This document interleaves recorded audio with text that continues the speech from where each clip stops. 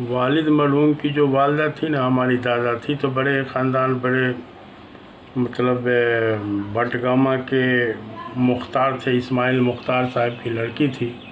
अब मुख्तार होना ही अंग्रेज़ के ज़माने में एक बहुत बड़ा ओहदा माना जाता था। तो मतलब ये कि खुशहाल घर की थी, लेकिन यहाँ सौतेला के चक्कर में ससुराल में कुछ गरीबी से भी पाला था।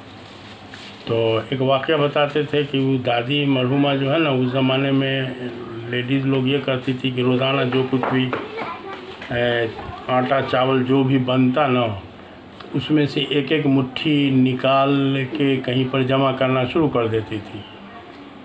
तो उसको लोग मुठिया बोलते थे। तो जमा करते करते एक जब अच्छी खासी रकम हो जाती, तो एक बार का वाक़या कि वालिद बोलते थे कि खिलाफत कमेटी वाले, अंग्रेज़ का ज़माना था, तो खिलाफत कमेटी की तहरीक जो शुरू हुई थी, तो उसमें लोग चंदा देता था। तो उस ज़माने में कैश करेंसी नहीं थी, या तो जेवर होता था या ज़मीन होती थी। तो एक साहब थे रामपुर के ज़मींदार, उन्होंने एक ज़मीन कोई दिया, गालिबन फजीलत वाला के नाम से ज़मीन हम लोग के किसी चचा के हिस्सा में होगा, मशहूर ज़मीन थी वो।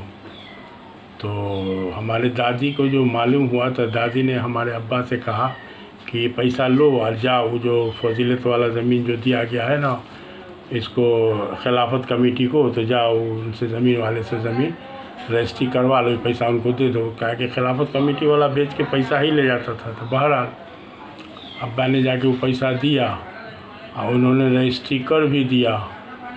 तो अब्बा हमारे जाहिल थे, एक वाक़या बताते थे कि कुछ दिन के बाद किसी आदमी से जो दस्तावेज़ पढ़वा है, तो वो बेचारे जो ख़ानदानी ज़मींदार अपने को समझते थे, तो उनकी ये शायद बेइज्जती हो जाती कि एक गरीब आदमी उनका ज़मीन ख़रीदता। तो उन्होंने दस्तावेज़ में अतायनामा का दस्तावेज़ बना दिया।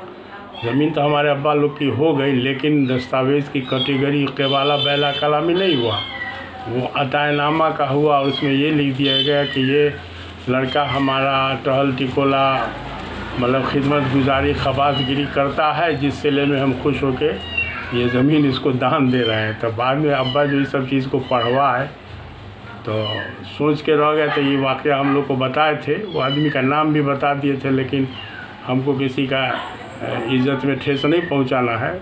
वाक़या जानना चाहिए कि ऐसे ऐसे कुछ लोग होते हैं जो नाम के लिए क्या क्या सब कर जाते हैं। तो ऐसा हमारे अब्बा लोग झेलते थे, लेकिन अल्हम्दुलिल्लाह हम लोग के ख़ानदान में जो बताने की रवायत है कि गरीब के साथ कोई तफरीक नहीं था। तो अब है कि इस तरह की बात सब चली। एक वाक़या और अब्बा अपने बचपन का, पैदाइश के ज़माने का बताते थे, बड़ा अजूबा वाक़या ये। बोले कि हम लोग का जो है अब्बा के ददियाल वाली ज़मीन पे, मस्जिद के जस्ट पश्चिम पे अब्बा के चचा लोग जिसमें आबाद हैं, वहीं पैदाइश भी हुई थी।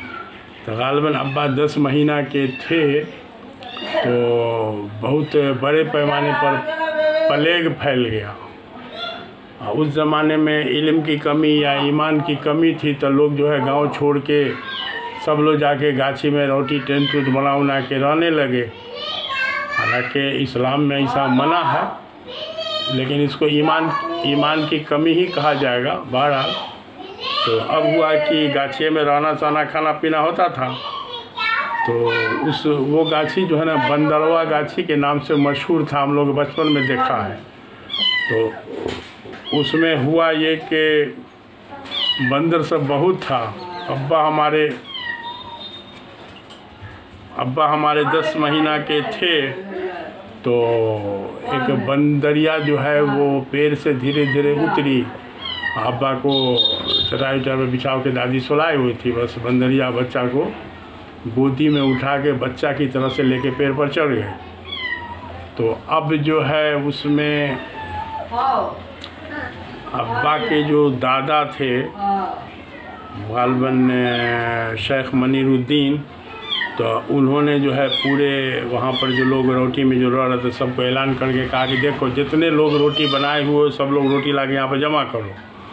तो उस पेड़ के नीचे सब पका हुआ रोटी जो था ला के उन लोगों ने रख दिया, कहा यहाँ पर से हट जाओ। तो लोग हट गए। जब सन्नाटा हुआ तो बंदरिया बेचारी रोटी के लालच में, लेकिन बच्चा को छोड़ी नहीं, चूँकि बंदरिया थी, उसको भी अपना बच्चा था ना। तो बहरहाल वो लेके धीरे धीरे नीचे उतरी है। जब उतरी तो रोटी के नज़दीक जब पहुंची तो अब उसको एक हाथ में रोटी ठीक से नहीं पूरा उठ पाया, तो जल्दी से बच्चा को ज़मीन पर सुला के दोनों हाथ से रोटी लेके फिर पेड़ पर चढ़ गई। अब आके जल्दी से अब्बा को लोग उठा पुठा लिए। तो दादा की एक बहुत बड़ी, अब्बा के दादा की हिकमत बहुत ज़्यादा काम कर गई। तो इस वाक़या से अब्बा का हमने उम्र कैसे पता लगाया कि साइंस रिपोर्टर मैगज़ीन में हमने पढ़ा कि 1914 में बहुत बड़ा भयंकर प्लेग आया था, जो इलाका में बहुत हेवी मौत हुई थी। तो 1914 में हमारे अब्बा मरहूम अगर 10 महीना के, मान लीजिए 1914 की पैदाइश अगर अब्बा के हम जोड़ते हैं तो ठीक है, महात्मा गांधी के साथ जेल में 1932 में अब्बा की उम्र 18 साल की रही होगी। और इससे अब्बा के उम्र का हमको डेट ऑफ ईयर पता चला। तो उस ज़माने में कहाँ से कौन लिखा पढ़ी होता था जो पता चलता। ठीक है, फिर इंशाल्लाह और सब कुछ बतावेंगे।